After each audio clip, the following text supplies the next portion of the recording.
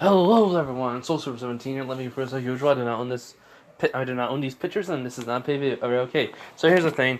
I basically watched up to episode 8 of Ruby. Volume 3. Reasons why is because I wanted to get like the fight scene, and I'm gonna add some stuff in. Okay, okay. So, and I basically know everyone keeps on asking for the Shadow and Ultron. The thing is, the Ultron one's kind of like, how can I say this? I'm trying to make sure I have I said last time, certain things happen. And, yeah. And basically, though, I am kind of enjoying watching Ruby, and I want to get through this, and there's like 8 volumes. So, I'm kind of thinking, should I get like the long series out? Like at least half of it, and then go right back to the other stuff? Or, get the other stuff and then I completely forget where I started this and you know. So, this is what's just happening. Okay, okay. So, I basically seen a lot of people like the idea, what I did. Thanks. And this one, I'm gonna kind of be not giving Izuku, new powers, but more like some things are changing. I'm not gonna say what, but just know this: he's gonna be sensing something like ki, but it's gonna be magic and also semblance and aura and dust and all that. Yeah. So basically, he's gonna like use be able to sense it.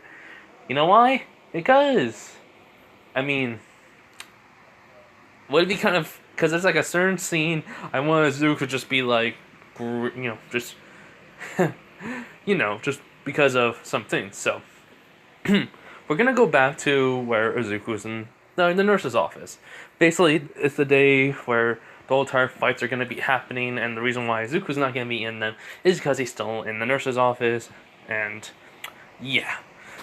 So we're going, instead of going to the scene where Ruby is with her dad talking to her mom's grave and Zwei is there too, we're gonna be going, like I said, to the nurse's office. So this is, well, this is what Izuku was summoned to Ruby, part 5. Let's get into it. So, Izuku is basically just in the nurse's office, making sure everything's ready. Him and Max have been getting along pretty well. He's, been petting Max, basically like talking to Max, just like always keeps on barking. He was like, so he finally says, it's sometimes I get a feeling you understand what I'm saying. it's like we, it's like I, well, or should I say, you know how I feel. It's really amazing, Max. And how did you even came, you know, the tunnel was supposed to be collapsed, so how did you even, come through it? I know I was fighting all of them and I didn't see you. Max just, tilts its head and is like, it doesn't matter, I'm just glad. He basically just pets, well, basically Max's head as, tails wagging. So, then all of a sudden, Sun comes in along with Neptune. As, well, Sun is holding at least a couple comics with him. He's like, Sun? Izuku says, he's like, Izuku, hey, man, since you've been in the nurse's office, I don't know when you're going to be fighting. I want to bring you this as some read material. And you also can't train. He's like, what is it? He's like, well, it's, how can I say this? It's like this, well, it's a comic series, and they're kind of in the 8th volume. I mean, I don't think 9's coming out because I think I heard it was going to be canceled. But it's an amazing series. There's a whole bunch of adventure, action, drama, a little bit of maybe romance into it, and besides the point. He's like, okay. So basically, Sun gives him the comic. He's like, huh? What the?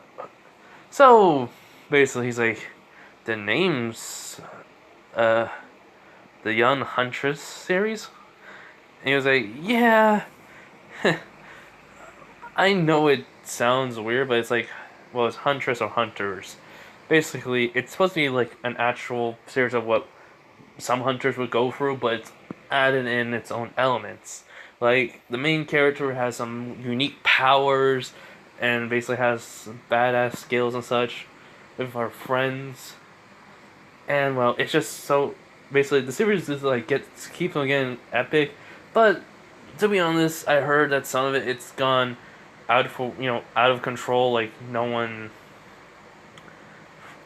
is basically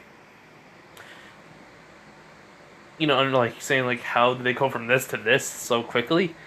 And he's like, oh, so different ideas happening like multiple writers. He was like, yeah, it was actually confirmed that. Just to let you guys know, in my reference towards Rube, I mean, someone said it's not about a book, so I just thought, hey, I mean, I kind of figured it was like a book series of it. And I think I did double. I think I checked in the morning. I was technically half awake, so I'm gonna double check that. Yeah, I was right. Yeah, I was right. It did have one. I didn't know until I looked it up. But it's just, well, kind of just making a reference to it. He's like, so Izuku kind of just looking. He's like, why is this sci-fi though? It's like it's supposed to take place in the future, where everything's basically, well, the Grimm technically were. They said they're basing off enemies off of the Grimm, and technically it's like instead of how can I say this right? So it's actually doesn't sound way too weird. Basically, the enemies are way like you can say like aliens, but they're they're based off of like mutation type of like fondness or something if it ever happened. So it's like, oh, yeah. They said they had no. Basically, it was made by Faunus, and yeah, I mean everyone likes the series, but it just kind of got like overwhelmed for the writer and stuff. So they just kind of like at one point gave it to someone else. They read the whole. They were like the co-creator with it, so it's kind of like two different ideas happened, and it's like gotcha. Oh, I mean, looks pretty interesting. I'll take a look at it. He's like, sweet. Wait, isn't Ruby and everyone else gonna start fighting soon? He's like, shit. Yeah. So wait, and Neptune, why are you here? He's like, oh, Weiss just came to want me to tell you that you better not do any training. If so, then you're in big trouble. He's like, man, these girls, they just because you get one big giant little fight, you get hounded for a while. And basically Neptune's like, you kidding me? You didn't just get into a fight. You got into a full-on one-sided battle and yet survived. That was suicide, man. Even I agree with her on that one. Son backed me up. He's like, it's true. It's like, not you guys too. And then Izuku's like, wait a minute. Hold on. Okay, so, they, like I was saying before, they were leaving. All of a sudden, well, Ozpin comes in. He's like, oh, Izuku, I did not know you had company. He's like, it's fine, Headmaster Ozpin.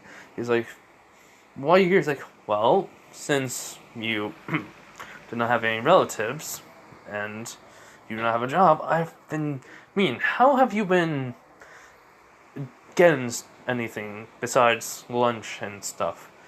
Lunch, dinner, and breakfast. He's like, oh, I just don't buy anything. He's like, I've completely forgot about that. As in, basically, Osmond gives him a wallet. He's like, huh?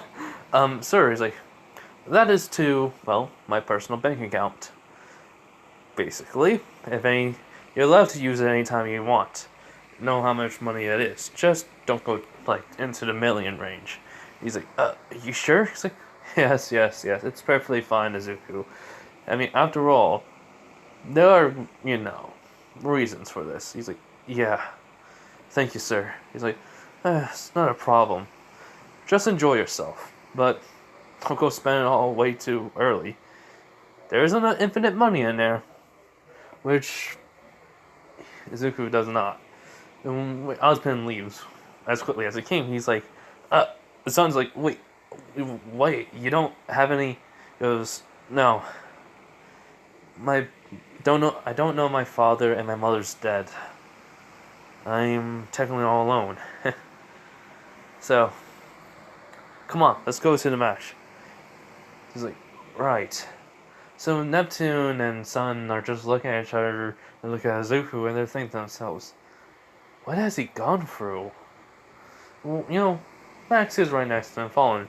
So they do catch up, and on the way there, Sun's just like, so, how are you and Blake? He's like, huh? What do you mean? It's like, well, I mean, as soon as you were in the hospital for a day, she couldn't, well, I guess I say this right. As Neptune just says, she couldn't start pacing back and forth and worrying about you. It's like, I guess. Yeah, and Ruby was worried about you too. Actually, everyone was, but more than Blake. Son adds in. He's like, hey, there's nothing between me and her going on. He's like, I know. It's just, well, I mean, if she likes you, I don't mind. But do you like her? He's like, yeah, she's good. She's a good friend. She's basically can be, well, her sometimes, but it's fine. Everyone has their own personality, and I can't change her. I don't really care. I mean, she can be sweet sometimes and kind. And, well, lately, since I've been doing this, jumping in head first into dangerous situations, she's been really overprotective, so I guess it's nice having someone like that around. Which, Neptune's like, come on. I mean, there has to be some girl out there that you ever had was like that with you before, or, I don't know, asked you out or had a crush. And Izuku goes like, no. Any girl I ever met just looked at me with disgust and called me a freak. Which, that does stop them in their tracks. And Izuku looks back and goes like, huh? What's wrong, guys? Like, and Neptune's like, how could anyone say that to you? He goes, where I come from, if you don't have anything, you're nothing but a worthless loser, a deku. That was my nickname, and I hated it. Even if I just proved myself to have martial arts skills, everyone just said I was a deku. Nothing good would ever come from me. Come on, it's all in the past. And Izuku and starts walking with Max. His son's like, dude, how can one be a jerk to him? Neptune just says, yeah, I mean, he's kind. He has skill and he's very brave. And gutsy, too. But I can't believe someone would ever want to pick on him. Man, I didn't know girls can be harsh. Which Sean says, believe me, you have no idea.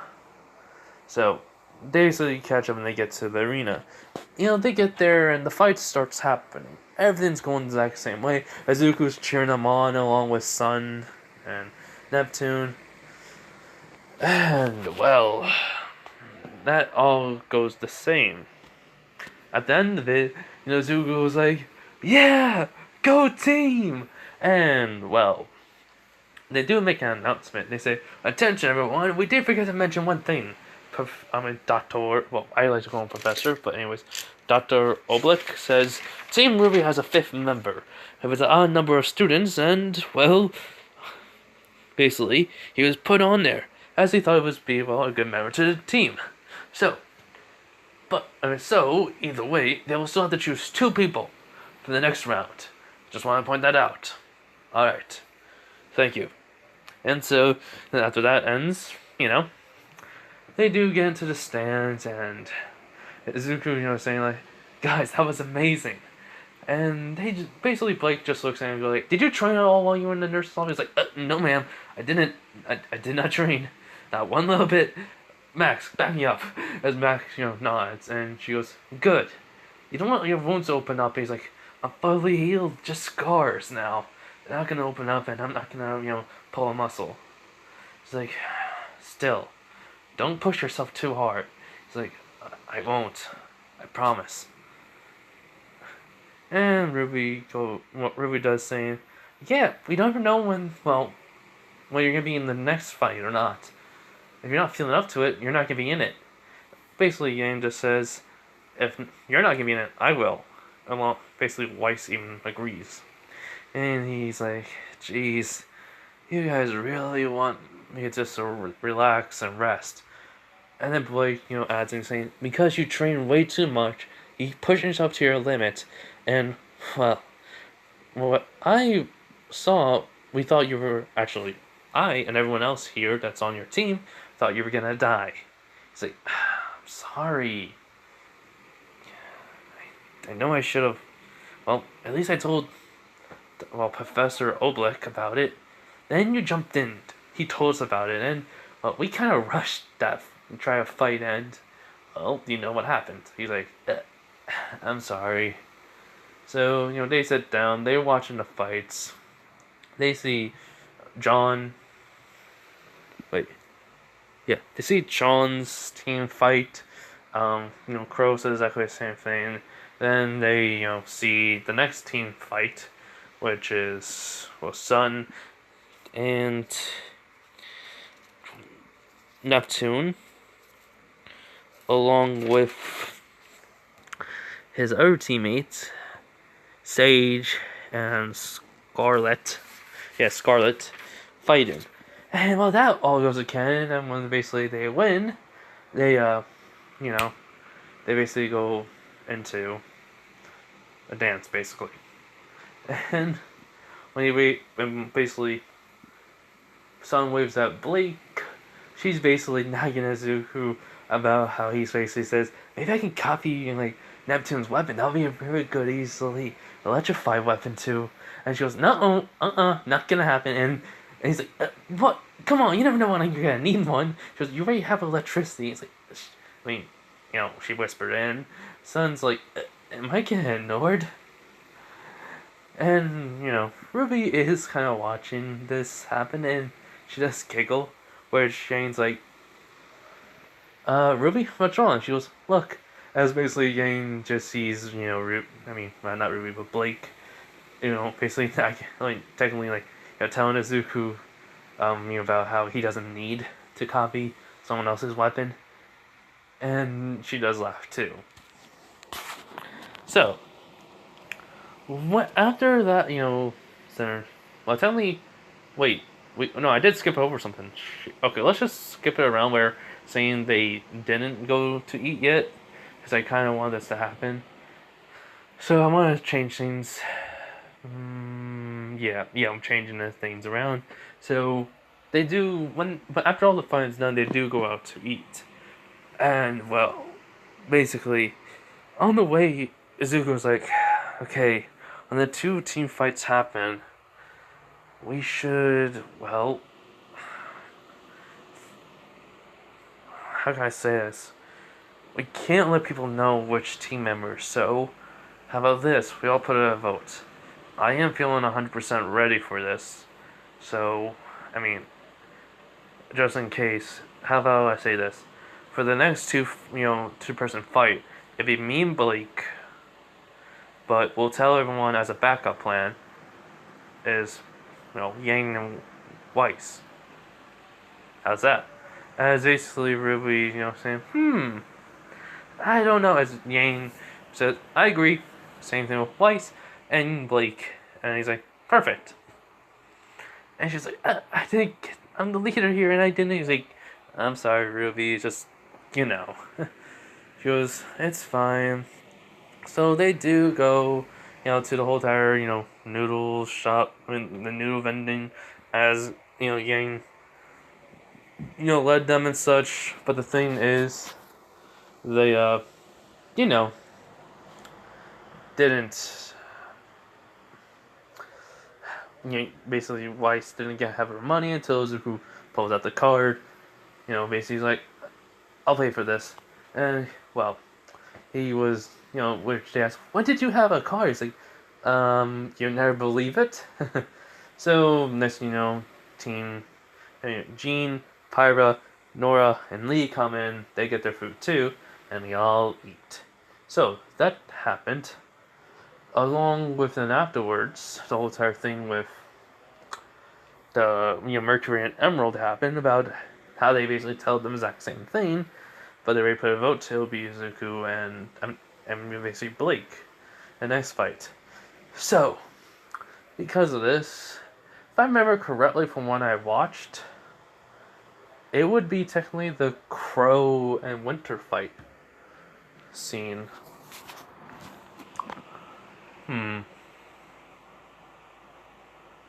Yeah, it would. So, instead of them, you know, they would definitely be, technically Yang, Blake, and Ruby and Izuku all see, well, Weiss basically stop me like, she's here. And everyone's like, huh? So they follow, you know, Weiss, and well, they basically see someone coming off a ship, because after a few minutes of running, they see someone coming off a ship, and then she goes, Winter! Weiss is saying this, and Zuko's like, wait, Winter? Huh? And well, so she was like, why are you here? And he says, and she says, that's classified. And then, Weiss is asking again, how long have you been here for? She goes, that's classified. And then Zuko says, wow, cold. And he's just looking at, Weiss and Winter, and he's like, are you two sisters or something? Because you're both like ice queens. And Weiss is like, hey, not you too. He's like, I'm sorry, but it's true. And she goes, Weiss, who is this? And he goes, oh, this is Suku Midoriya, one of my teammates. And this is Ruby, Yang, and Blake. They all say hello. In which Winter is looking at Izuku, and he goes, is there a problem? She goes, yes. You remind me of a crow. A person that reminds me of a crow. It's like, really? He goes, yes. And that person's really annoying. Are you gonna be like him? He's like, I don't know. Depends. Depends on what? She asked. He was like, are you really gonna be that cold? You're giving everyone, like, you're trying to give me a cold stare like you think it's gonna work. It's not. Nice intimidation. But this, he looks at the robots and stuff. He goes like, Ironwood's men, right? You're one of his subordinates. And she goes like, maybe I am. He's like, yeah, don't trust you already. He's just walking away from her. And so, basically, Yang's like, what? I mean, how does he, cannot trust someone like that? She's thinking. And but Blake's saying, I'm sorry for him. He has trust issues. I'll go. And, she takes Yang with her. So basically the whole entire fight, basically with Qrow will happen, but we're gonna switch to Izuku just walking away. As Blake says, Izuku! He's like, yeah? He goes, why would you like that to her? He's like, if basically she's working for that Ironwood guy, she's gonna cause problems. I don't know how long she's gonna be here, but I don't want to, stay around with her for that much. Ironwood doesn't trust me. Which Jane's like, wait, when you? He was like, it's about you know what. She was like, oh. He goes, yeah. It's so annoying. That guy thinks I was asleep. He was basically saying it out loud. He didn't trust me. It was just pretend stupid from when Ozpin came in to the hospital.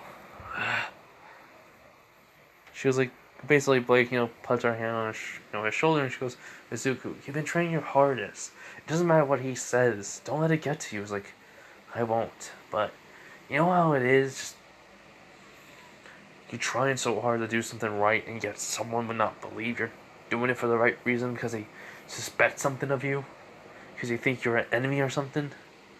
Then he realized what he says, and he was like, she goes, no, it's fine. I get it. You would forget in the moment. He's like, I'm sorry. Still, I don't know if you know, and if you do, I'm sorry. I shouldn't. Because you're just expressing your emotions, Izuku. It's fine. But remember, we're your friends, and we're here. It's like, gotcha. So, And all of a sudden, they hear, crowd cheering, and he's like, what the fudge? What the fuck is happening? And, well, they start seeing, basically, a whole, like a whole crowd. Izuku runs over to it, along with Yang and Blake. As, well, when they get there, Izuku sees a guy with a black, well, torn, I guess, cape, and, well, some, like, sword that has, like, gears in the middle of it, wearing gray and black and boots and such, facing against Winter. And he goes, like, when he gets to Ruby, he's like, Ruby, who is that? And Ruby says, that's my Uncle Qrow, basically. And, and basically not Winter, but basically wife's saying, and my sister's gonna beat him. He goes, no, my uncle's gonna beat her. And hold on. Okay, so basically the fight's going on, like in canon, but when Qrow basically puts his weapon behind, his back, he basically then, tells her to come hit him right in the face with, her attack. As when she's, coming forward, all of a sudden, Izuku just looks at Ruby and Y saying, sorry about this. And like, huh? As basically, he just snaps his fingers. As then, well, the semblance, of everyone, aura, and dust disappears. As, well, Winter stumbles because she lost her speed boost. And Izuku comes in, jumps, kicks Qrow out of the way.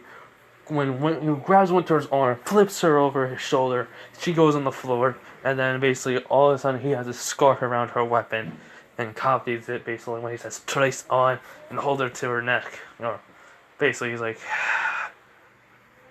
you know how much damage you caused here? You said, well, you're supposed to be a soldier, right? Thought they had more discipline. He says about me causing trouble. And then he hears someone says, exactly. Thank you for relieving the situation, Izuku Midoriya. But, well, please, stop pointing your weapon at my subordinate. And Izuku's scarf turns back to normal. He's like, sure thing, General. Ugh. So, he's walking away. Qrow's like, you got mean punch, kid. I think I said kick. Kick or punch. Yeah. Yeah, I said kick. Got mean kick, kid. Who are you? It was Izuku Midoriya, your niece's, both your niece's teammate. Pleasure to meet you. He's like, yeah, same. Nice little trick you did. How the hell you did it? He's like, semblance. As well, the whole entire field's starting to disappear. He's like, there you go, Professor Goodwitch. You can do your thing. And she goes, thank you, Izuku. And, she starts fixing up everything. Izuku basically has a scarf out, and he goes, hee hee. As all of a sudden, it goes right onto his Qrow's weapon. He goes, trace on. And he goes, huh? As basically he gets Qrow's sword. He's like, yes! This is awesome. Anyway, she goes like, how the hell you like my semblance too, but second half of it. As it just turns back into, scarf. He's like, I love having an arsenal on my neck. He's like, whatever. So, his pin is there. He's like, alright everyone, there's a arena fight happening still, with better seats and popcorn. So, and Gowish says exactly the same thing as she would say, as then, everyone's leaving. He goes, and Austin goes, well, Izuku, thank you again for stopping the fight. I appreciate it. He's like, no problem. They're just causing trouble. Besides, not supposed to do much. But I have a feeling in this case, they won't get mad at me. I hope. Which Osmond chuckles and says, I don't believe they will. Now then, Qrow? It's like, right. Basically, Ironwood already took Winter away, and, Osmond, Goodwitch, and Qrow are leaving. As Izuku, is walking towards Ruby, Yang, Blake, and Weiss, as Weiss says, why did you stop me? He's like, look, it was better off if I stopped it right then and there, before anything seriously bad happened. They were technically destroying the courtyard, which Ruby says he does have a point. And Yang says, but that was pretty cool. I mean, well, you basically kicked our uncle and then stopped, Weiss's sister. And then Weiss says, and she's an elite. He goes, an elite? I'm sorry, but, like, how's that an elite? She goes, huh? He goes, look, nothing bad about your sister. But, I mean, your fighting stance and hers are kind of similar. I mean, I casually heard about saying your form was basically off when she watching the fight. 3 openings you basically could have took. Yeah, no offense. Don't listen to your sister on how to do things. He goes, huh? What do you mean not listen to her? She may have taught you, but everyone needs their own fighting style. And if your fighting style is exactly the same way as hers, then you don't show any uniqueness, your character. And I know basically yours is also using dust and your semblance, sigils, but there has to be the other part. You can't be good at everything. And copying someone won't help it either. So, I know my parents, but anyways. So he just said, how about, while we're basically waiting for the second bout to start, we basically will work on that with you. After you're done taking time with your sister. She's like, are you sure? He's like, yeah, what do you need to work on? And she goes, well, in our family we're able to summon, creatures made of ice. And he's like, huh, can you do it? She goes, no, not entirely, but I'm gonna get close. She's like, I see. Well, I can try to help you with it. I don't know really how to summon anything, but hey, I could try. She goes, huh? There's always different methods of teaching everyone. You can be just good on your own on teaching yourself. Others can be with, your sister can teach you. Or taking advice from a friend. Anyways, though, I gotta go. I need to go see something, alright? And basically, he sees Max over there. He's like, Max, go with the girls, okay? Alright, see ya! As, Zuko runs off, leaving Feathers there. As Yang goes like, is he going after them? But he says, probably. Which Weiss and Ruby look at him and go like, huh? They basically say how he doesn't trust, Weiss's sister, and that she was going to cause problems. In which we will basically go up to Izuku, climbing the headmaster's tower, basically. He's somehow using his power to... Well, actually, he's basically using his scarf along with the scythe to basically pull himself up and jump, pull himself, and then using the scarf to use Yang's, basically sword that can turn into a gun, and she can pull herself too, to easily climb up there. So, when he gets up there, it's, right at the same time where Qrow gets in. So, Qrow, Ozpin, and, Goodwitch. As then, what happens is, when they get there, same thing. When she was like, you basically caused a disruption. And then, Ironwood would say, if you were one of my men, I would shoot you. And Qrow says, if I was one of your men, I would shoot myself. And, everything was going in canon and such, with the saying. But when Winter leaves, Qrow would, say his usual. But before... before basically Ironwood puts his phone on the table when he's saying about being discreet, Ozpin says, remember what Izuku said about... It's like, yes, I remember. So, basically he shows a holographic image of the fleet and everything. He's like, basically says about... This is basically to show our enemies our strengths, our resolve, our power, basically blah blah blah. I'm just adding that in, but basically it just says something similar to that, but if you remember from what the TV show is, yeah.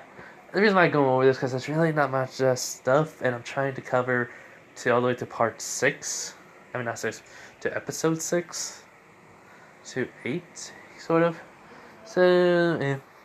But anyways, as in Qrow says, no one cares about your fleet. The things that seen and she created, their fear itself. And he goes, then Oscar says, and that's why we do not, have fear. Military force brings that in the back of the mind, saying why. As then Goodwitch was saying, I agree with that.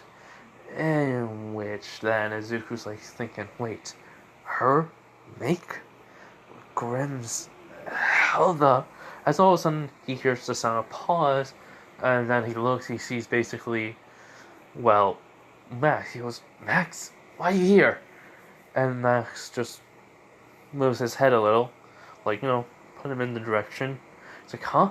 So Max just basically goes off, like, turns around, walks a little bit, and then jumps off. He was like, Max! So Izuku dashes forward, then jumps off, leaving feathers. As Ozpin, from the corner of his eye, sees feathers, forming, and Qrow's like, huh? What's wrong, Ozpin? He was like, it seems like we had someone watching us. Our young Izuku Midoriya. He was like, what about that kid? What's so special about him? And basically, he's taking a drink of, basically his alcohol, because he's always drunk. He's like, well, believe it or not, as in, Ironwood says, he basically has the power of the Fall Maiden. And he was like, oh, I already know about that. Still don't believe it. I mean, I had to see video footage of him actually using it. And so, Goodwitch and Ozpin says, alright then. So, they show him his training exercise. Him, using his semblance. Then him, making fire come out of his fist. Then all the while, him, when he's training with the electricity, moving his body faster than the camera can see him. And then he's like, huh? You gotta be kidding me. Okay, so when you said he was from a different dimension, you literally meant it? He's like, yes, I did. Did you not believe me, Qrow? As Ozpin says. He's like, sorry, it's just, I couldn't. So, other dimensions such multiverse are real? He's like, yes, as I found out. It's myself, so to speak. Shocking. It's like, so, what? Like, was this kid there during the whole entire, breach? When like 20 Grimms came in, and yet, the tunnel collapsed? Did he take all those, I don't know, something Grimms on? Come on, I mean, whoever it was should have been dead. They're probably not alive. As in, Wood says, I hate to disagree on you on that one. He's like, huh? As a good way says, we couldn't get footage of him, but we were technically able to get partial footage of how the battle started and near the end. As they basically pull up from the security camera, that was technically Ironwood and Ozpin say exactly at the same time. We basically copied it and delete anything trace of him being there.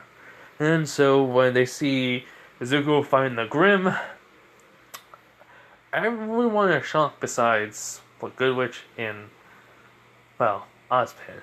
As in Qrow's like, okay, I need quick drinking. I'm seeing things. And yeah, Ozpin says, you are not. So, please, go after our little wolf. He's like, huh? He's like, oh, he has a wolf with him, a Grimm. Which he's like, then why you guys don't? He was like, and Ironwood says, because it's staying nearby him and it hasn't attacked no one. Believe it or not, it doesn't even eat besides regular food. It's like it only wants to stay with him and nothing else. So, Ozpin thinks, the way they're going, it looks like they'll meet them. I wonder, what weapon will they turn that into? His staff/scythe into. Then he takes a sip of his tea. So, yeah, So basically, Izuku's following Max. He's running, takes like, it's been hours since he's been running. Qrow, telling he left the tower and he was told by Osman he better hurry. Because Izuku can move pretty fast on his own without using the power. Which he was right. So, yeah. There, he's running. He's going into the forest. Deeper into the forest now, like, far away from, well, Beacon in the city. He goes, Max, where are you? As, when he hears Max, bark, he sees him in front of a cave, and he's just stopping. And so, he's like, whoa, what the? So, he's like, Max, I don't like the looks of this. Come on, let's get back home. As Max doesn't listen, he's like, Max? Hey, all of a sudden, Izuku's staff is starting to, shake. And, basically, compressed staff, basically. As it's starting to shake, he's like, what the? Why is it shaking? And as all of a sudden it starts to glow, as he hears the sound of, the cave is big, so he hears the big sound of footsteps coming. As what appears is eight, actually, 6 different eyes, basically. It's like, what the? As, he takes out the side part, he's like, Max, get over here. As he then hears a voice saying, good, you brought him here. In which he's like, wait, Max? As in the figure, or should I say, fake giant creature comes out, as he sees a basically mask form on each face. It's like, a grim, he's like, hush, child. You are here for a reason. It's like, a grim that could talk? How's that? He's like, all will be answered soon, but allow us to become into appropriate form. As then suddenly the grim starts to shrink and kind of take a human-like shape, look to it, but different. As he goes like, whoa, how? He's like, first you were just 3-headed dog, and now you're just this? Wait, 3-headed dog, separate, ow! It's like, you ask too many questions, one of the, Grim say. He's like, okay. They say weapon. It's like, here? As he just, froze it, he's technically freaking out. All the Izuku Midoriya is back. The canon, like him trying to make so many theories now. Qrow came up to it. He's like, they're real. I thought it was all just a dream.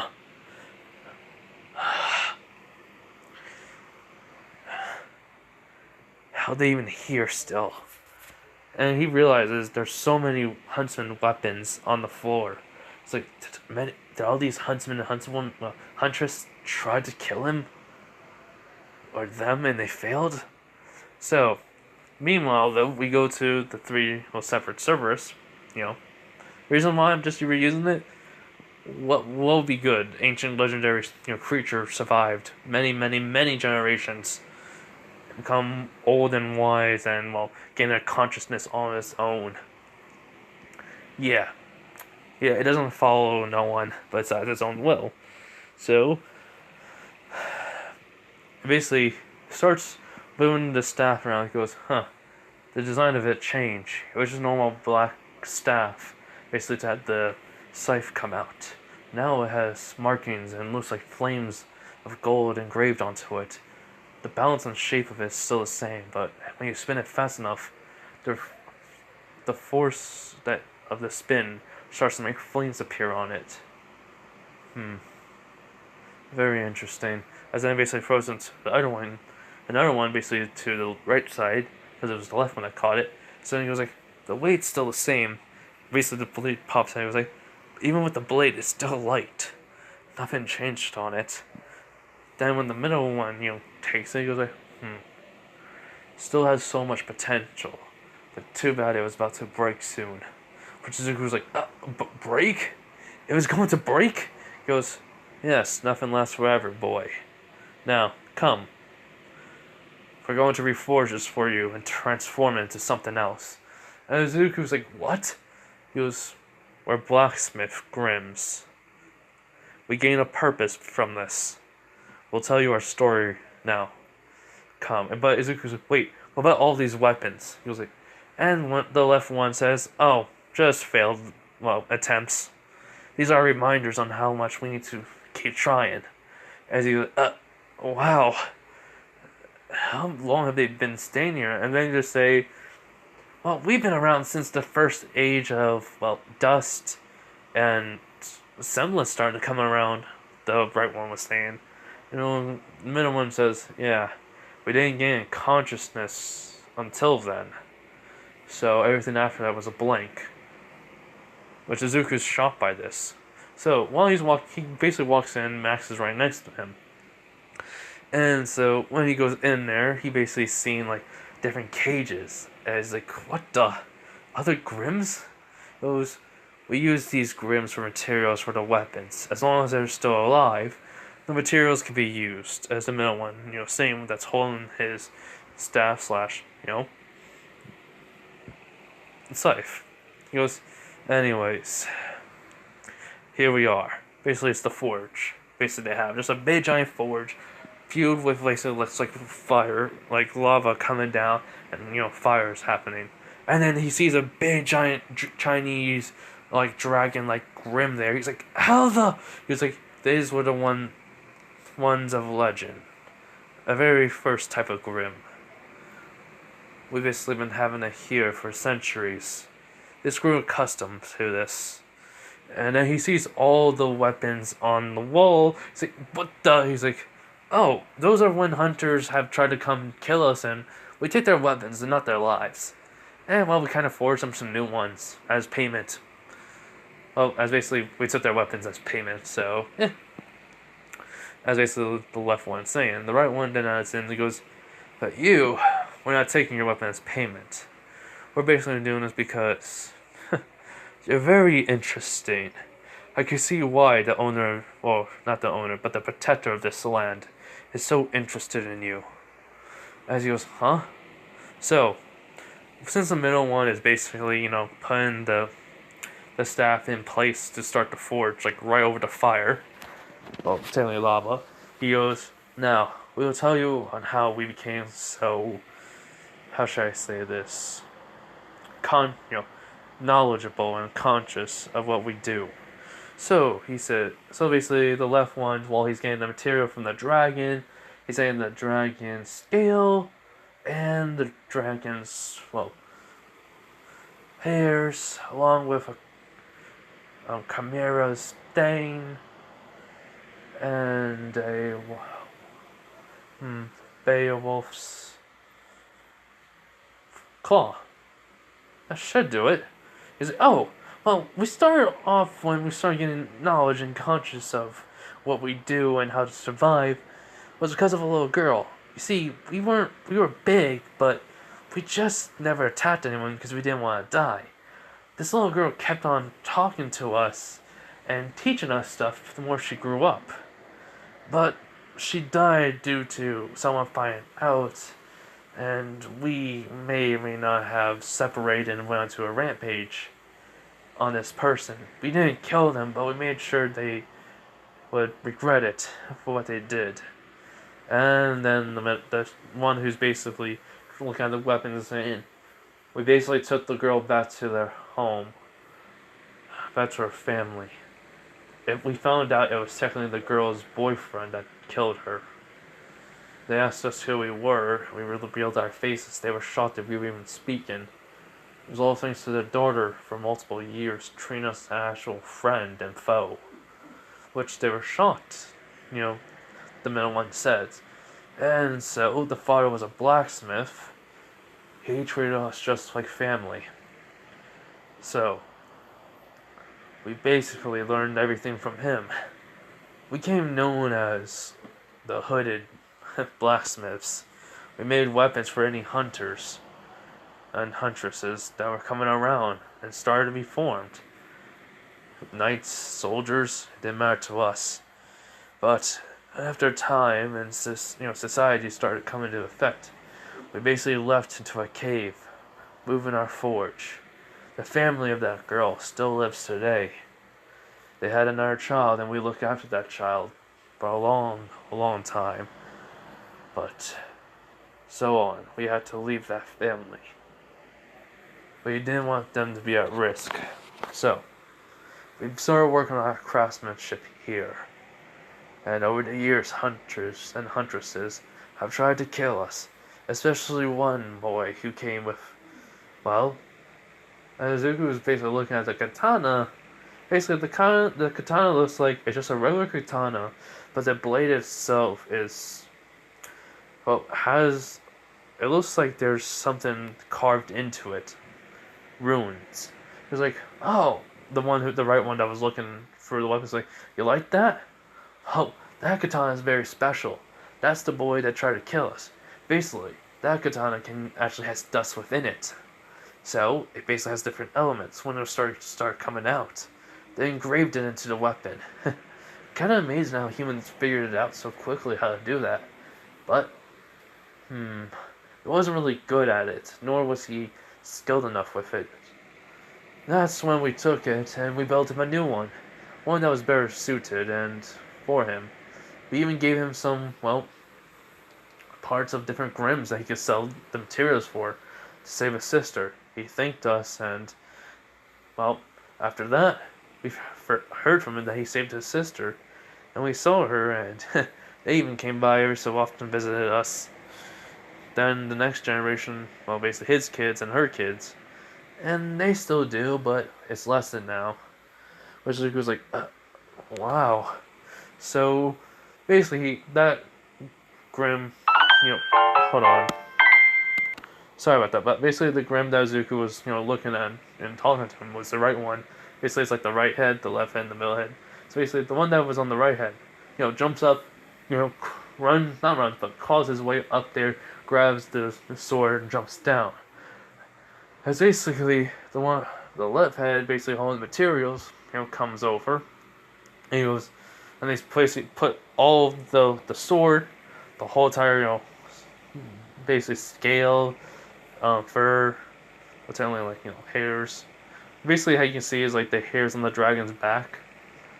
So, hair fibers, you can say, whatever. And then the fang and the claw, into the, basically fire pit, lava, basically.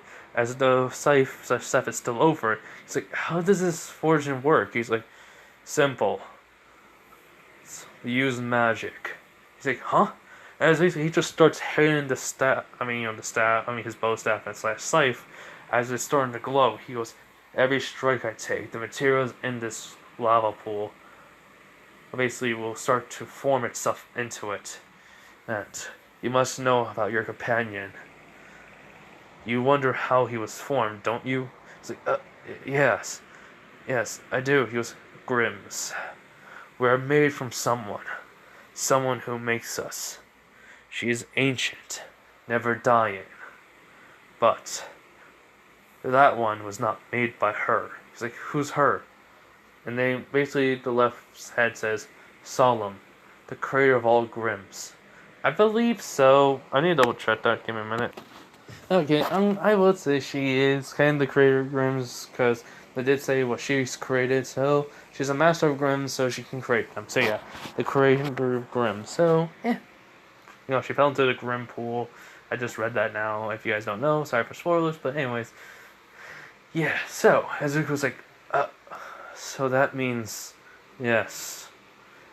And she is technically, well, we cannot say because we don't even know, but all we can gather is it would not be enough to try to kill her alone. So, what? Do not worry. It's basically, he hears the sound of the hammer being hit in the weapon, as all of a sudden the weapon is starting to glow, as though that he has seen, and your wolf companion. He seems to not be of her creation, but of yours. It's like, what? How? He goes, basically the right one says, you ever heard of Grimm's negative emotions? They respond to or, come from it? Yeah. Seems you had an overwhelming amount of it that made a Grimm. Fears, anger, regret, sadness, and a lot of pain. A lot of it. oh.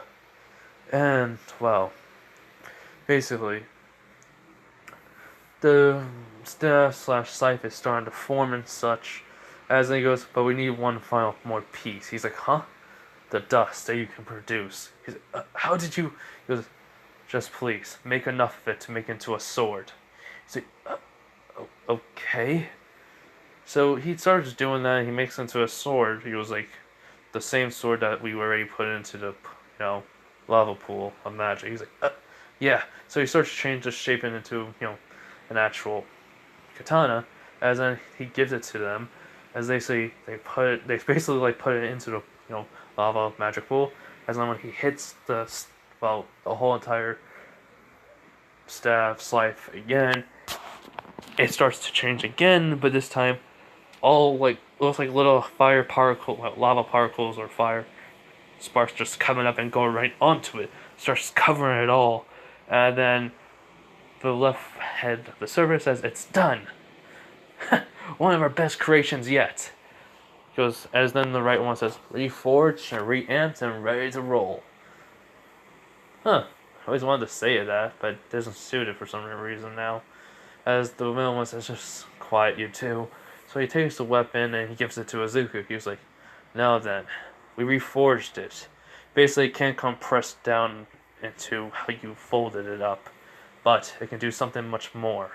He's like, huh? First off, get rid of the scythe. He's like, right. So he does flick it as the scythe disappears. He goes, now then. Act like you're about to hit something. As he points over towards the wall. He's like, but, what he means, like you're about to use your staff to basically, basically hit someone that's in front of you, but you're not gonna hit them in the side, but hit them in the stomach. He's like, oh, you mean just thrust it forward, basically? He's like, yes. He's like, okay. Now, pour your semblance into it. He's like, what? He's just do it. He's like, fine. So Izuku takes a stance like he's about to, and when he does, move his arm forward, the staff starts to, gets covered and then goes forward, basically. It looks like it's extending as it hits the wall, and when it comes right back, Izuku's like, what the? As all of a sudden, a few seconds later, here's a little, he sees a black dome is going around it. It's not big enough, but it just looks like it's going around one person area. It's like, what? How's that? He was like, so, we extended your semblance to be even long range now. Interesting. He's like, wow. Now, hold it like you're about to unsheath a sword. He's like, huh? Just please do it. He's like, fine. So he puts that aside, puts his hand on it, and he acts like he's unsheathing it, and then all of a sudden the sword appears. He's like, what? But it shouldn't even. He goes, It was like we did make it a pocket dimension when the sword will only go into. Which is the right one goes, interesting. So, our thought process does still work with this. It's been a while since we forged. Nothing really interesting came to mind. As the left one says, yeah, it's a good thing we still have our, wits about us. As the middle one says, agreed. So, Izuku's putting back the sword and he's like, why help me? He goes, as basically the right one just says, because you're interesting. There's like the protector of this land thinks, just like us. He's an old friend of ours. Now then, get going. You have a fight coming up soon. Izuku's like, right. And so Izuku's, looking at Max. And Max, is kind of, looking down. He's like, Max, I'm not gonna say anything about how it's weird, but it is. You're still my friend, right? As Max nods and, barks and wagging his tail as he pats him on his head, he was like, good boy. Come on. So, as Izuku leaves the cave and such, the left one's saying, come out, Qrow. So Qrow, appears, he's like, so you guys were real. He goes, yep. The right one said that. And the middle one's saying, so, you saw everything. He's like, yeah, pretty neat you're able to give the kid something like that. He's like, he does have the power within him of a maiden, so why not be interested? He's like, you three. I thought you were all just a dream. He goes, Not at all. Anyways, the Crow, you better watch out for him. He was, huh? What do you mean? You better watch out for him going berserk. Even though that grim that's beside him is a part of him, his own emotions of negativity. It does not feed off of it anymore. It became an actual being. It will, though, respond to how he feels, or its own feelings. It will technically go berserk, or maybe even merge with him, turning him for a brief time into a half grim, half human, giving him the appearance of a wolf. The ears and a tail and claws, nothing else. Which is like, Crow's just like, this kid's gonna be a problem. Great, another problem child. You'll see you around. As they say, bye, Crow. You know, all of them say, but not like the left one said it like that. The right one says, see ya. The other one says, tell Ozpin we say hello. So Izuku gets back to Beacon. He gets back to his room, and he basically's thinking, okay, wait, how am I gonna? I can't carry my staff around all the time. I really wish I could shrink. As all of a sudden it shrinks down. He's like, that was useful. So he basically just puts it, on his back.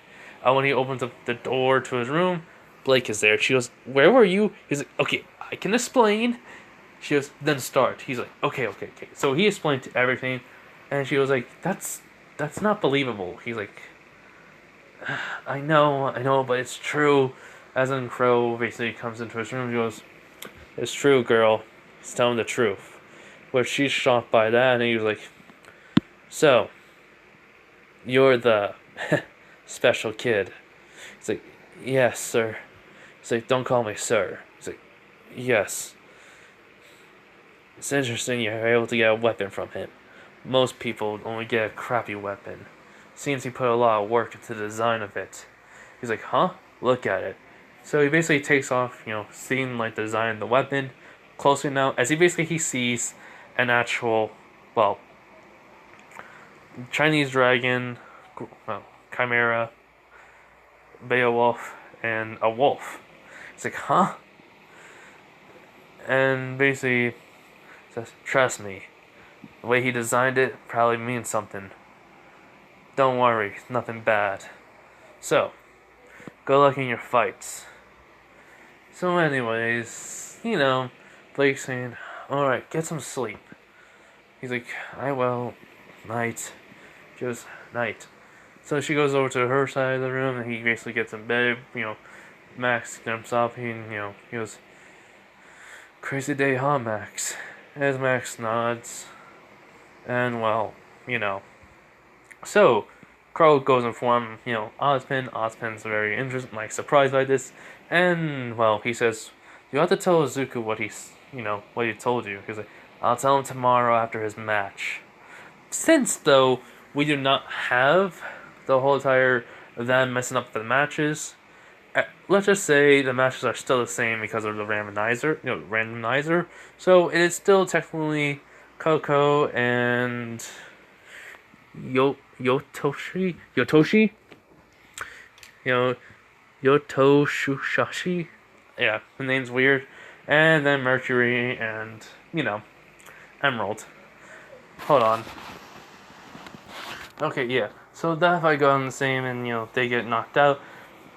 And then, well, it's just Qrow and Ruby. So Blake and Izuku, meanwhile, are talking about strategy since he got to the nurse that he was okay to fight in working condition. They basically text them that, and Yang, after seeing he was okay, she says that's good, but man, I wanted to fight. Which Crow's like, huh? What is it? Because well, Izuku's gonna fight with Blake, and then Terra versus 2. It's like, huh? That's gonna be interesting to see. Alright. He goes, anyways, I'm gonna get going. Hanging out with you girls is, well, cramming this old guy's style. So, yeah. And, well, we would technically go to Weiss and her sister. That stuff is happening, the same. And, well, she leaves and stuff. So,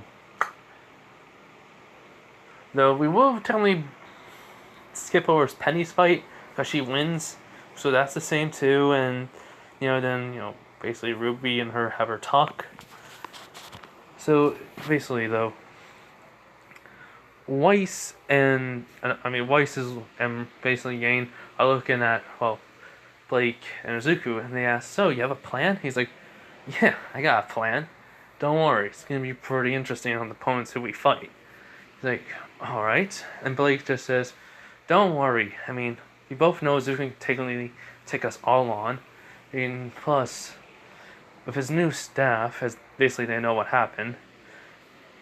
It's gonna be quite interesting to see. So trust in him, and they'll go. All right.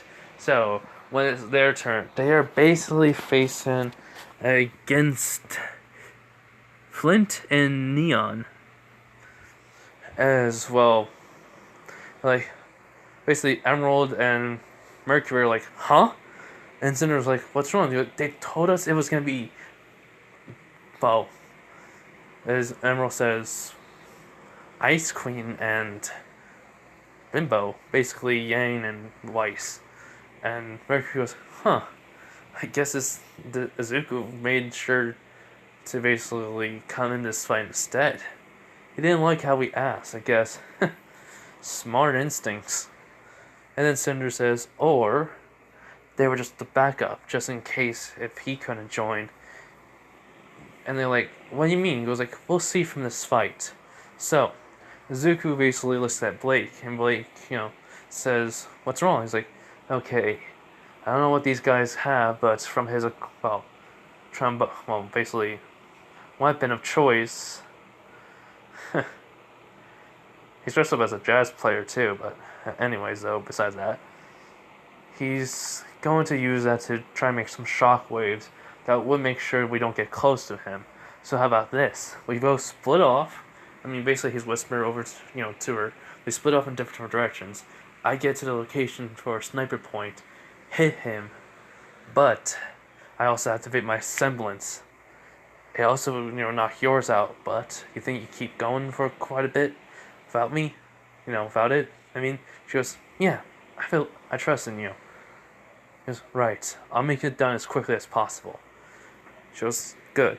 So, they do exactly as planned. Izuku goes to the right, Blake goes to the left, and, it's the same arena as, Weiss and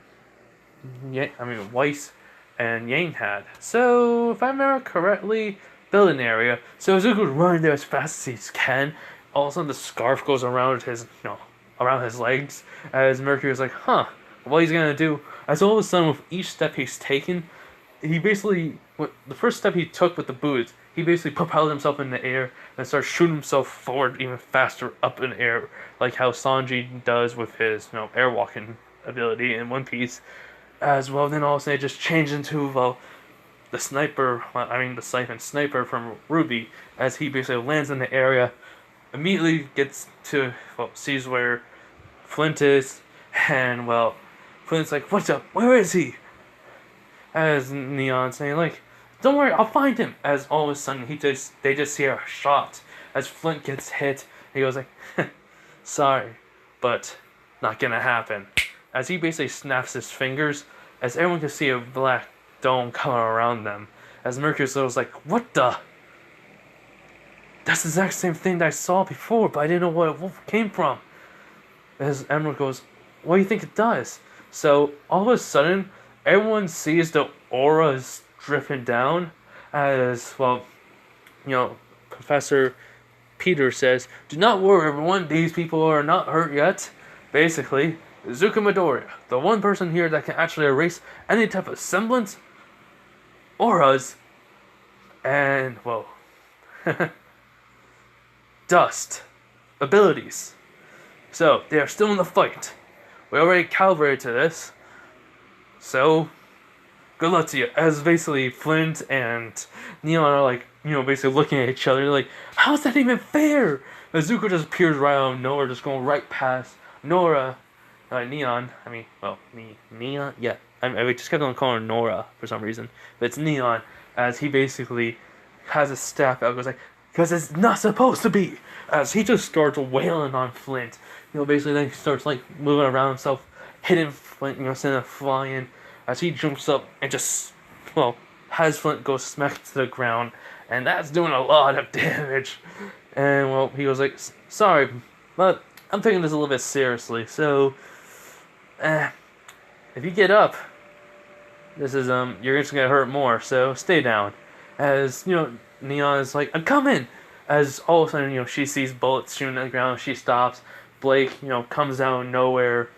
Basically, throwing her scythe, technically, sword that hits the ground, pulls herself, uses her own sheath and starts wailing on Neon. Izuku comes in, changes it into, scythe. Well, not changing it to a scythe, keeping the staff, and then, starts hitting her too. Basically, Blake is using the blunt side, basically using the sheath, not the sword. Izuku's only using the staff part, and then basically he basically knocks her out of the arena, as they say, it looks like Team rwby has won! Going to the next round! And which Mercury is shot by this, along with, Emerald and Cinder's like, interesting. I did not think he would have such a good, semblance. So this would be quite a problem. As Mercury was like, oh, man, can't wait to fight him. Which they're like, huh? He's like, sorry, just ever since that first fight, I just want to keep fighting this guy. Which Cinder says, we should have put him on the list. Basically, I think it's the list to get rid of, or the list of people who could become the main. So I'm saying it's the list to get rid of. Slash, because he's a guy they don't think. As Blake's just saying, as basically Blake, comes over, says, has her hand up and he high-five her. And, let's just say, Sun is so, shocked on how fast that went. It seemed like he got even stronger.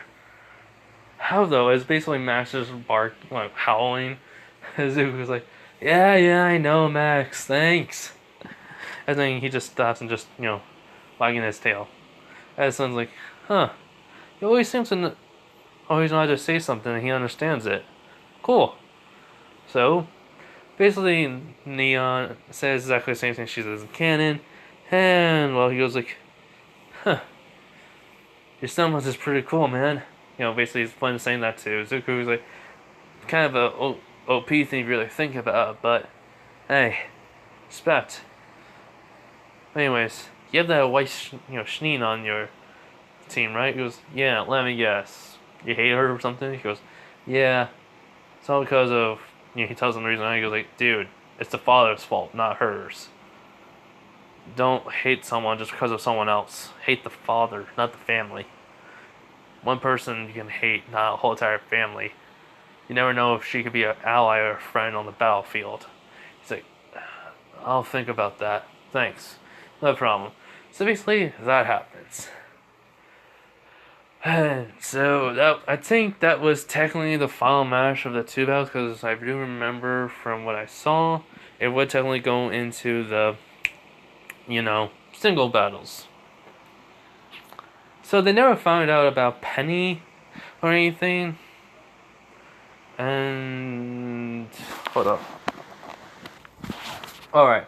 So, okay, yeah, now I remember. So yeah, they never found out about Penny, but we will skip to the next day where Qrow is talking to Asmi. He's like, so, since we already have someone with the man's power from a different dimension,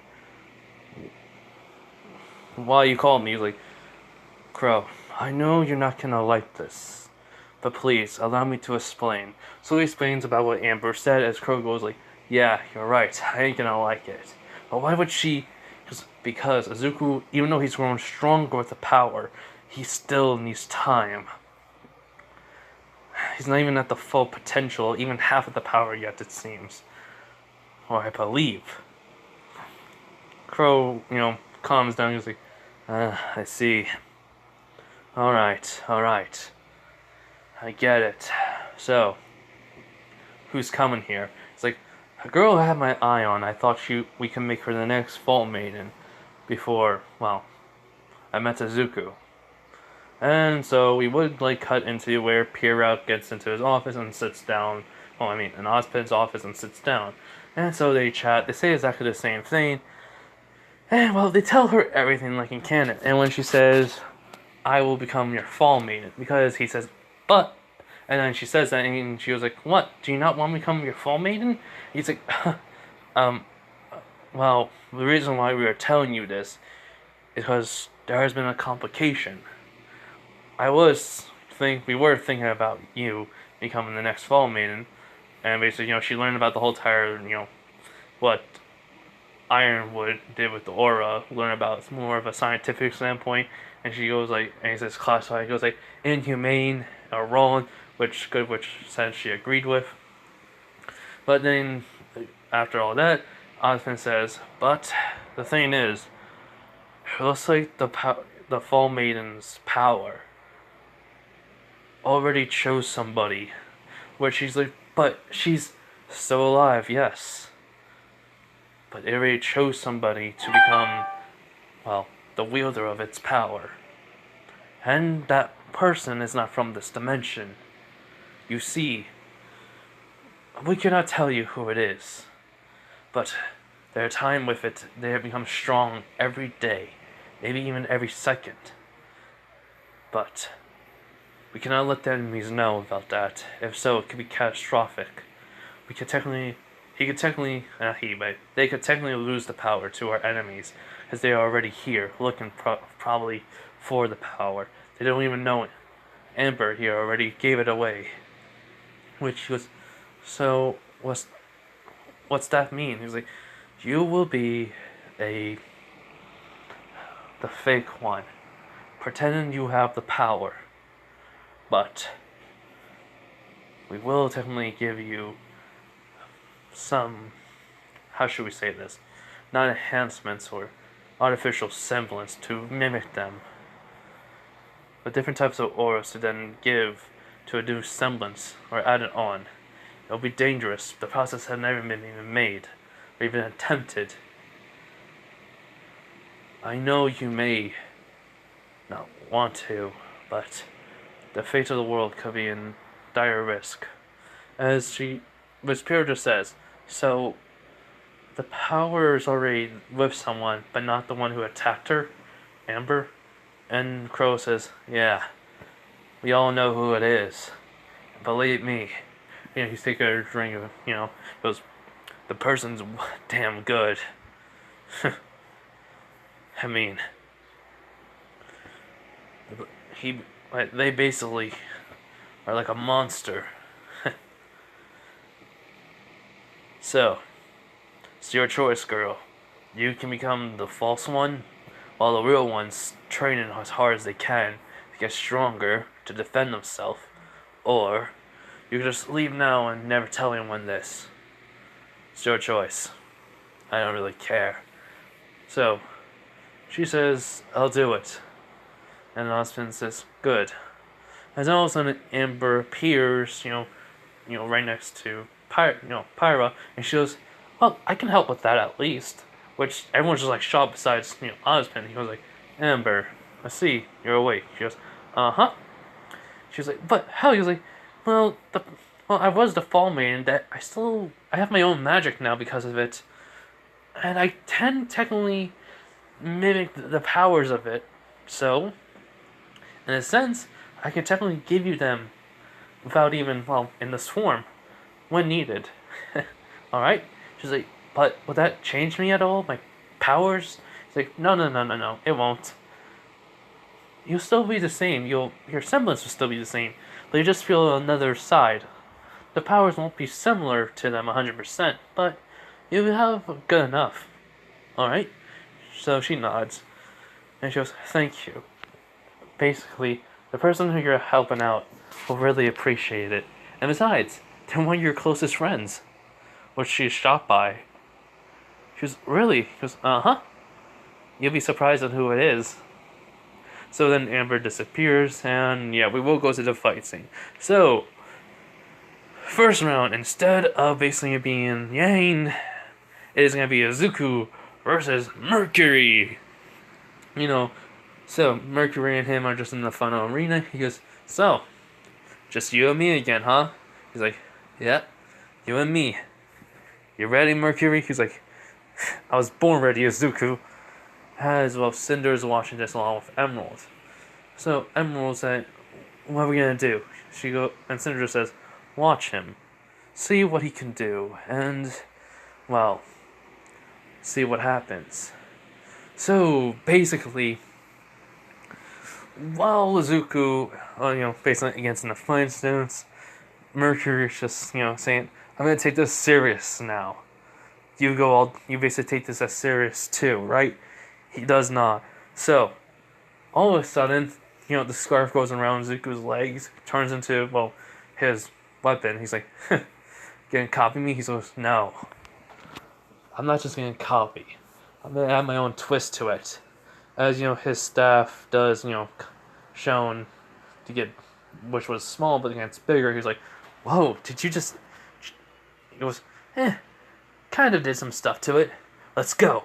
So, Izuku, and basically Mercury jump up in the air, kicking one another's feet, as then, they both jump off of each other. When Izuku lands, he jumps, tries to hit Mercury in the head. Mercury dodges it, and then he tries to kick Izuku. He blocks it with his staff, and then basically he swings the staff around his neck, hitting Mercury in the side, jumps up in the air, kicks him in the face then.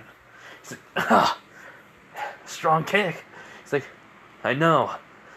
Let's keep going." So, Izuku and him go. It's basically hand, staff, and feet fight. As every strike is, looks like, was so focused, everyone's shocked by this. Cinder's like, "Huh. Impressive that he can actually keep up with him. Because you haven't seen nothing yet. This Izuku kid actually beat him." She goes, "I know. I remember that. I wonder what he's gonna do." As then Izuku basically hits his staff on the ground, going over, Mercury. Then uses the, sneaker, basically that he, copied from, Mercury, to, push himself off the ground. And then spins the staff around him fast enough to gain flames and hits Mercury, sending him flying off of the edge. But Mercury comes back into the arena as he goes, "Oh man, that's a cool trick." He goes, "Just science." So let's keep going. As Izuku and him just keep going, he has fire on the staff. Basically, he extinguishes one end, then basically extinguishes the other, kicks Mercury in the stomach, sending him flying. He basically puts the staff away, and so he goes to hand-to-hand combat then. And Mercury is thinking to himself, "Shit, how he's getting faster." Izuku learned how to basically increase his speed without even showing it. And plus with his actual, he's always wearing his hunter attire in these fights, I may add. So he's not using the, actual other stuff he has, because he took the pouches off. So basically, though, he's actually using the electric ability to make his muscles move faster as he goes, "Come on, keep up!" So he basically, Mercury gets a punch and Izuku knees him in the stomach. And when Mercury does take this opportunity to then kick Izuku, send him flying, he does start spinning around, making all the air, blast in the air basically. Izuku gets hit by a couple of them, goes on the ground, skids off it, almost falling off, but stops. He's like, "Ah." All of a sudden, he basically hears a voice saying, "Sense the attack coming! Come on!" He's like, "Huh?" And all of a sudden he sensed the whole entire, he sends mana in the air, basically magic, but then also dust, semblance, and aura. He's like, "What the?" And then he just jumps in the air, not even looking, just dodging, even jumping on one of the blasts of the kicks, and then starts spinning in mid-air, which everyone's shocked by. He was like, "What goes around comes around!" And when he basically using his foot to basically kick downwards. So if Mercury's able to do this with his feet too, why not Izuku? So yes, basically, and Mercury's like, "What the?" He gets hit by his own attack. When Izuku lands though, he just starts to run and jumps, and immediately goes into Yang's gauntlets, and says, "Take this!" Punches him in the face so hard, he basically sends him flying out of the arena. He goes, How the... What was that? I sensed they were there. Must have been the voice. Whew. Almost lost, though. As then he basically sees the, being, the power, basically. She goes, yep, you have to learn about that, and you can sense it too. He just looks at her and blinks, and she goes, gotcha. So, though, Mercury, gets onto the arena. He goes, nice job. He's like, thanks. He's like, how were you able to do that? He's like, instincts. Besides, I kind of used the blast to start, getting momentum and, spin and, shot it back. He's like, yeah, I saw. Really cool. So Cinder, says to Emerald. Emerald tries to do exactly the same thing. Izuku, though, can feel it. As then, snaps his fingers. As then all of a sudden he's like, what the? He's like, sorry. I had a bad feeling something was going to happen. Besides, felt something was off, so had to make sure of something. He was like, alright then. And basically Mercury's like, shit. He didn't fall for it. Damn. Which Emerald's like shocked by. He was able to just snap her finger and just deactivate, even though then she realized, she looks up and she's getting covered by it. She goes, we screwed up. So Cinder's, gripping her fist and she's like, we definitely need to get rid of him. So Zuko's walking away. He jumps off, he gets off the platform. He was like, man, I gotta talk to Osprey about this. Well, he thinks to himself. Ruby and the team come over. They were cheering him on. So they say, you did it! He's like, yeah, gotta fight whoever's next in the fight. She's like, uh-huh. Well, he says, good job. He goes, yeah. But he looks over to where Emerald is, and he says, he says to himself, so, you were the one who's about to do whatever that was. Semblance. That's where it came from. So, he says, girls, I gotta go real quick, alright? Blake, we'll talk later about, you want to nag me on how I did that dangerous thing. She goes, no, just want to say good job, and yeah, I was gonna say it was dangerous, but you didn't get hurt that badly, so good for you. He's like, yeah, thanks. So basically he runs off at Odds and it's like, Zuku. It's like, can we talk in private real quick? It's like, sure. So he basically, they go over in somewhere private. He's like, look, don't know how, but something was about to happen. I was about to get hit, but then I was heard about a sense where it's coming, and I all of a sudden in that split second, I could feel dust, mana, not my, similar to mine, but not mine, semblance, and aura. So the attack was coming from, dust or semblance. If I don't know for sure yet. So, and then Osmond holds up his hands like, I see. So I was just about to suggest that it would be a lot more easier if you could find the person, if you could sense where they were. Since they don't have your specific type of, semblance, the power isn't suppressed, the magic, so it's flowing off of them. If no one can actually sense it, which not many people can, only the ones who can have magic. It's like, I see. So that means, yes,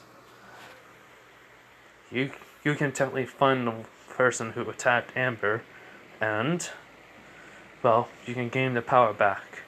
He's like, right. But why did you activate your semblance? He's like, okay, here's the thing. So he explains how he felt about something was going to happen. He felt someone activated their semblance, and he, snapped his fingers. And he goes, I see. So, you did the quickest thing, was that. Activate your own, and luckily you deactivated it in time. He goes, yeah, I know. I don't know why, but I think they were trying to sabotage me from getting into the fight. He's like, interesting. You are interesting, Izuku Midoriya. You had the reflexes to, in mind and in body, to tell when something bad is about to happen. It's like you have your own danger sense of it. It's like, yeah, when you get beat up a lot, you technically get a thing for it. Anyways, good job to your fight, and may you proceed to the final round. It's like, yeah, thank you. So, uh, so this is where I'm gonna leave it off, everyone. Hope you guys enjoy this part, and I'll, you know, make part of Ultron maybe tomorrow, or continue on to part 6 tomorrow real quick, upload that, and then make Ultron. Who knows? Anyways, bye everyone, and night.